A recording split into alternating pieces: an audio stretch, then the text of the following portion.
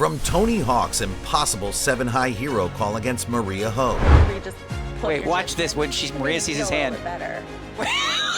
Of being ridiculed or judged based on your play. Nevertheless, when you are out of your element, it To MrBeast's $400,000 pre-flop cooler clash with Alan Keating. I give Griff a side. I needed this. Alright. It's just hard. The poker world has witnessed some genuinely shocking moments when celebrities unexpectedly outplayed seasoned professionals. So, grab a snack, because we're diving into 5 of the most incredible celebrity victories over poker pros that left everyone speechless. Number 5. Jennifer Tilly outsmarts Doug Polk. Jennifer Tilly might have earned her Oscar nomination for acting, but her performance at the poker table requires no script. When she sat down across from Doug Polk, one of the most mathematically precise and analytically ruthless players in modern poker, nobody expected her to emerge as the victor in a battle of minds that would cost most players their tournament life. The hand began innocuously enough during a high-stakes cash game that was being streamed live. Tilly found herself holding top pair with a decent kicker, along with some backdoor draw possibilities that gave her hand legitimate strength. Polk, meanwhile, had quietly flopped a set of threes, one of the most disguised yet devastating hands in poker. Most recreational players would have gone broke in this spot without even realizing what hit them. Put an 8 on. Mandatory. Because Rob stopped me from ducking again. If Rob hadn't stopped, it would have been a $200K pot.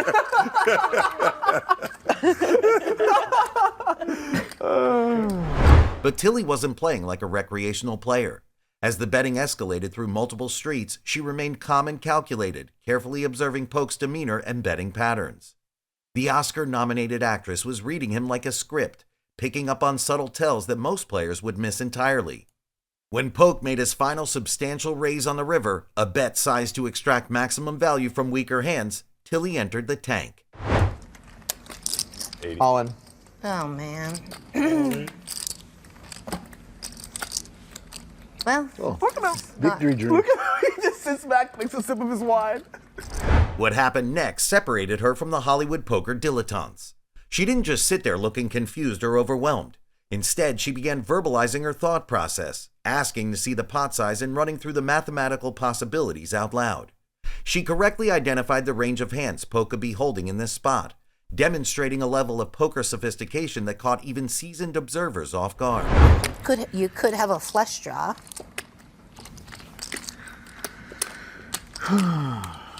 Here's what I can't beat. 2 pair. Why is Eric laughing so hard? A set. I can't beat a set. I know there's sets out there because I did one to me. You're gonna upset her. I can be a bluff, basically. The tension in the room was palpable as Tilly stared down one of poker's most feared competitors. Polk maintained his typical stoic expression, but Tilly wasn't relying solely on physical tells. She was constructing a logical framework based on betting patterns, position, and Polk's known tendencies as a player. After several minutes of deliberation that felt like hours to viewers, she made her decision. She folded, revealing her strong top pair face up for the cameras. Something like 9x of diamonds. So there's That's about it, in right. the middle, about 100, and then Maybe the 5. more to I go. think we saw one of the 5 or 4 of diamonds exposed. So Outs it's not versus that. ace 3, Yeah. stuff like. Oh, she does get away. Bravo, Jennifer. Very nice, Not Jennifer. easy to do there. Yeah, you were dead. What'd you have? That single fold saved Tilly over $70,000 in chips, money that would have crippled her stack and likely ended her session. More importantly, it established her credibility as a serious player who could compete with the game's elite minds. The hand became an instant classic, not because of the money involved, but because it demonstrated that celebrity status doesn't automatically mean celebrity-level poker skills. Tilly had just outthought one of the sharpest minds in the game, using pure logic and disciplined decision-making to avoid a trap that would have ensnared most players. Number 4. Jimmy Butler's perfect trap. Butler built his NBA reputation on clutch performances and mental toughness, but his demolition of Dan Bilzerian in a chaotic 5-way pot proved those skills translate perfectly to the poker table. This wasn't a simple heads-up battle. It was a multi-way minefield where one wrong move could cost 6 figures, and Butler navigated it with the same precision that made him an all-star. The hand started with Brazilian football star Neymar Jr. making a creative min raise with 5-4 offsuit, setting the tone for what would become a wild ride. Butler, sitting with pocket sevens, made the disciplined play of flat calling rather than re-raising. This decision would prove crucial later, as it kept the pot manageable and disguised the strength of his hand. Bilzerian, never one to shy away from action, entered the fray with 9-4 suited, and by the time the betting reached Pedro Velasco, the pot was already growing substantial.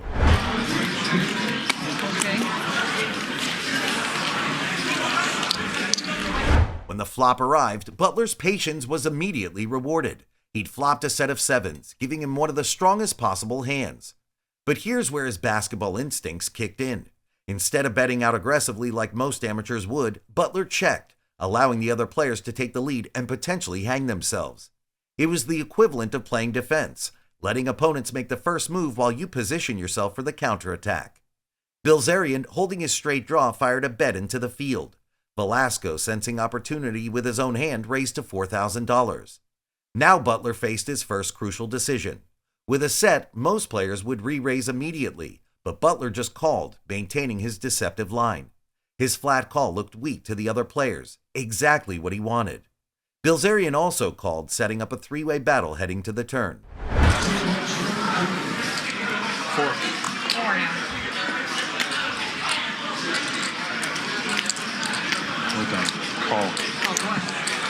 Jimmy lying low with this bottom set. The turn card was a 6, and this is where the hand took a dramatic twist. The 6 completed Bilzerian's straight, giving him what he believed was the winning hand. Butler's set was now vulnerable, and 7 or 8 on the river would give someone a higher straight. But Butler's poker instincts remained ice cold. He checked again, this time for different reasons. He was no longer trapping. He was controlling pot size against a dangerous board. The straight fills for Pedro Velasco. The surprising move came when everyone checked behind Butler. Bilzerian, despite having made his straight, chose not to bet. It was a passive line that would cost him dearly when the river brought salvation in the form of a second 6, pairing the board.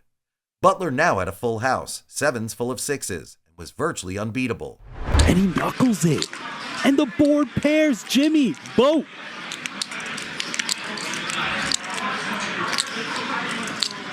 And this is the look of an NBA All-Star with a full house.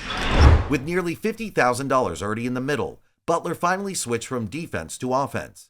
He led out for $5,000, a bet sized to look like a value bet from a weaker hand.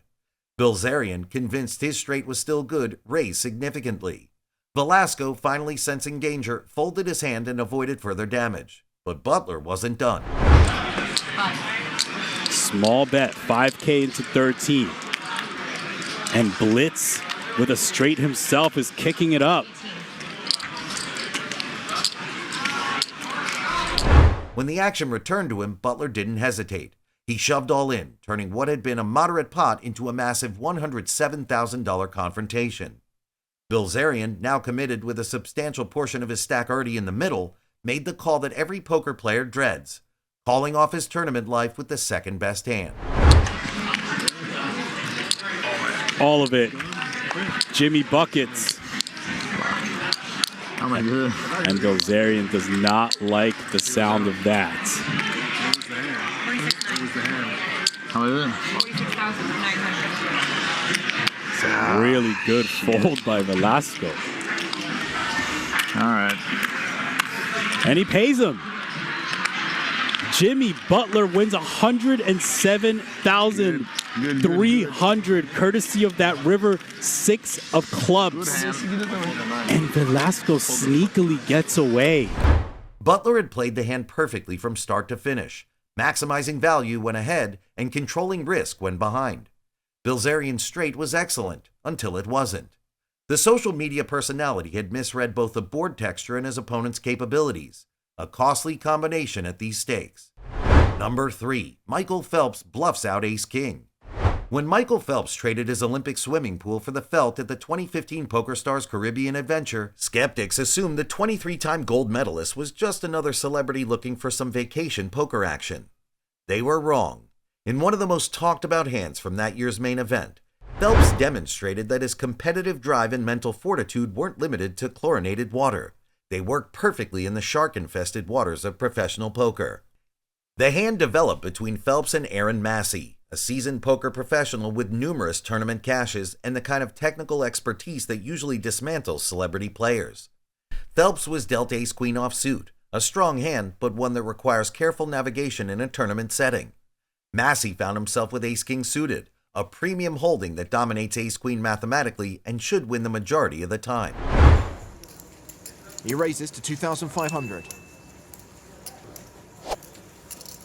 Aaron Massey has ace-king suited. That's going to be bad news. Pre-flop, the action escalated when Phelps made a 4-bet, putting significant pressure on Massey. This wasn't the play of a timid celebrity trying not to embarrass himself. It was an aggressive line that forced his opponent into a difficult decision. Massey, perhaps surprised by the Olympic champion's boldness, chose not to re-raise and instead just called, keeping the pot manageable. It was a conservative decision that would soon backfire spectacularly. 13-4. Well, he does 4-bet. He re-raises to 13,400. Small 4-bet now, but small 4-bets are actually okay. Massey does not ship, he just calls. I think if I have ace-king suited in that spot, I'm going to stick it in. Don't want to get blown off your hand on the flop. The flop brought low, dry cards that missed both players entirely. Neither the ace-queen nor the ace-king had improved, leaving both men with ace-high and essentially racing to see who could apply more pressure. Phelps, first to act, fired a continuation bet of just over $10,000, roughly a third of the pot. It was perfectly sized to represent strength while not committing too much if he faced resistance. Which could well happen because it's a nothing flop. 9-7 deuce rainbow. Some players are actually more comfortable calling than jamming on a nothing flop. I'm actually cool with that too.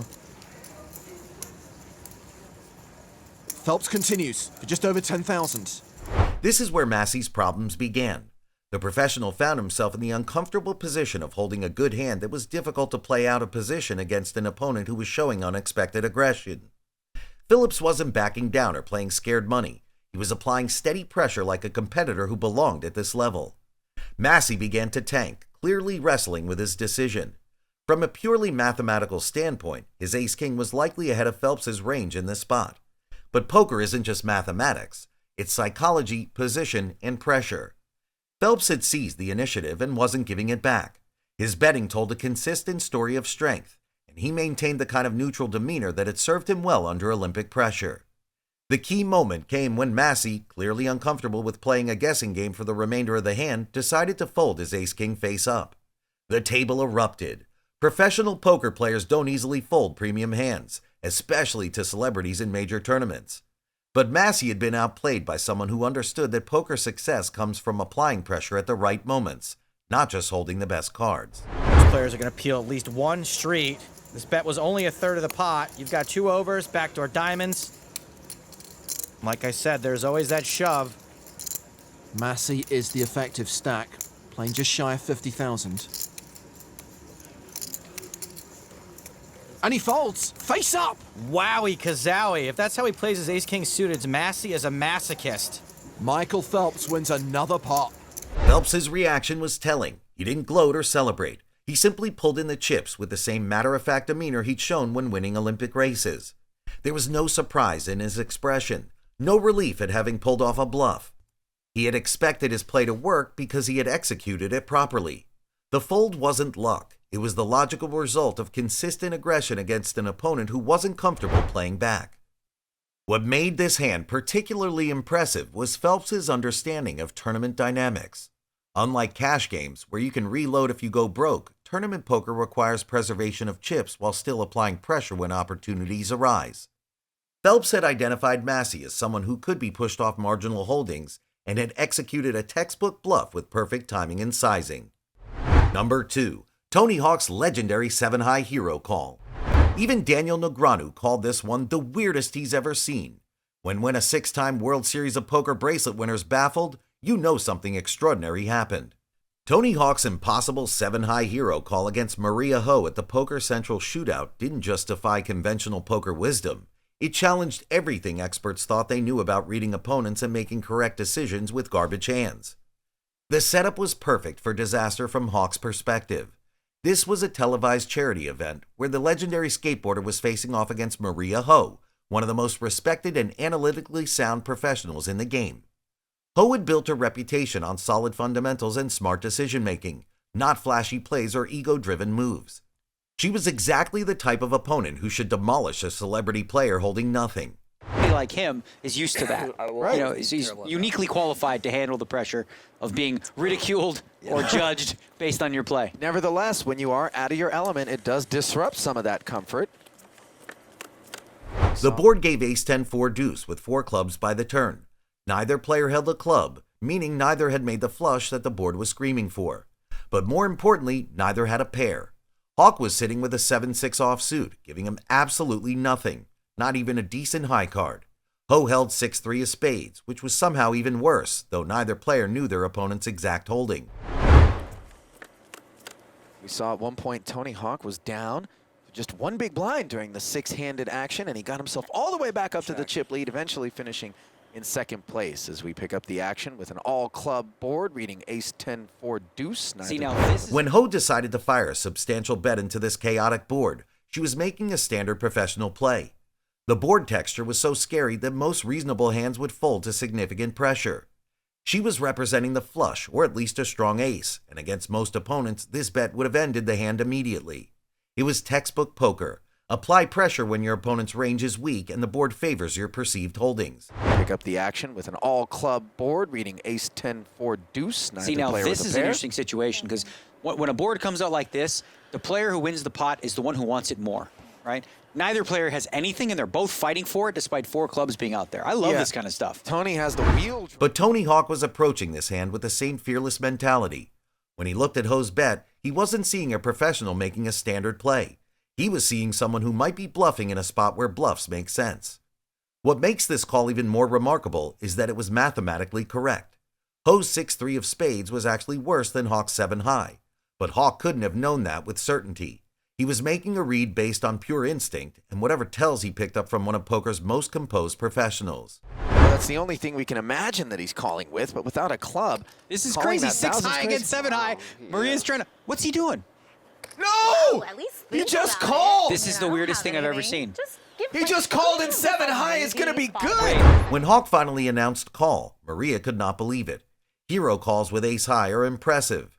Hero calls with king high are legendary. But a hero call with 7 high against a respected professional? That's entering territory that most poker theorists would classify as impossible or insane. Ho's reaction was priceless, a mixture of professional respect and genuine bewilderment. She'd played the hand correctly from a theoretical standpoint, but had run into an opponent who was operating on a completely different level of reads and intuition.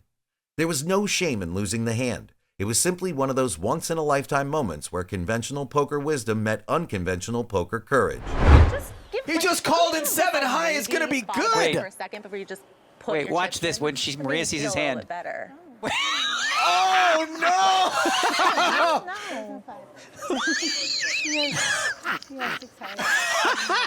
Give us the tight shot of Maria. Look at this. Oh my God. What just happened there? Did you just soul read me? You soul read me. You called me with the only... What made the hand even more special was the context. This was a charity event where Hawk was playing for his Tony Hawk Foundation. The $10,000 call wasn't just about proving a point. It was about maximizing the donation to help build skate parks for underserved communities. That added pressure would have made most players fold immediately, but Hawk trusted his read and made the call that poker players will be discussing for decades. Number 1. MrBeast's $400K cooler victory. When MrBeast decided to bring his YouTube fortune to the high-stakes poker tables at Hustler Casino Live, nobody expected him to get involved in one of the most expensive pre-flop confrontations in stream poker history. This wasn't a content creator looking for viral moments. This was a calculated businessman sitting down with nearly $500,000, confidence to use it all in a single hand. Yeah, I think that this is going to be like a $390,000 flip, somewhere in that neighborhood. What made this confrontation particularly explosive was the pre-flop action. This wasn't a slow, methodical build-up where both players gradually committed their chips. Instead, the betting escalated rapidly, with each raise growing larger and more committed. MrBeast wasn't playing scared money or trying to preserve his stack for content creation. He was betting like someone who understood that poker rewards aggression at the right moments. This is a 400K flip. Yeah, it's a 400K flip. Now, by the way, if Keating wins this, he's still down. The crucial moment came when both players decided they were committed to playing for their entire stacks before seeing a single flop card. All $400,000 went into the middle, creating the kind of pot that changes lives regardless of the outcome. For MrBeast, this represented a substantial portion of his session buy-in. For Keating, it was an equally significant commitment against an opponent whose playing style he was still trying to decode. I mean, still down a lot. If he loses this, he might be down $1 million. That's what it's. Are you kidding me? The bald-headed mojo. MrBeast has kings. I couldn't tell who was enjoying it more. What a way to end the... MrBeast's demeanor throughout this process was fascinating to observe. Rather than showing the nervous excitement you might expect from a content creator in his first major poker confrontation, he displayed the calm confidence of someone accustomed to high-pressure situations. Managing a YouTube empire worth hundreds of millions had apparently prepared him well for poker's psychological warfare. The drama intensified when MrBeast engaged in some calculated theatrics, slow-rolling his second king just to build suspense. It was classic entertainment value, but it also showed a strategic purpose, showing Keating in the table that he wasn't intimidated by the massive pot or the professional opposition. This was someone who was comfortable being the center of attention in high-stakes situations. Is this all the way? You show one, I'll show 200K. You show one, I'll show one. That's 20. Okay. Oh, shit. Bro, please don't flip over fucking jack. I mean, your king might win it. 7 of clubs for 2. I called and then I... Oh, flip it over. Flip it over. He lost. Oh my God. Wow. It was a great hand. Nice. Okay, GG. Really appreciate it. No problem. What made this hand particularly impressive wasn't just the money involved, but MrBeast's composure throughout the process. He didn't celebrate excessively or treat the win as content for his channel. He handled it like a professional who expected good things to happen when he played solid poker. The win established him as a serious player rather than just a wealthy amateur looking for entertainment. And that's it for this video. So, which victory shocked you the most? Was it Hawk's impossible 7-high hero call, MrBeast's 400K cooler, or Phelps's ice-cold bluff? Drop your thoughts below, smash that like button, and subscribe for more incredible poker content.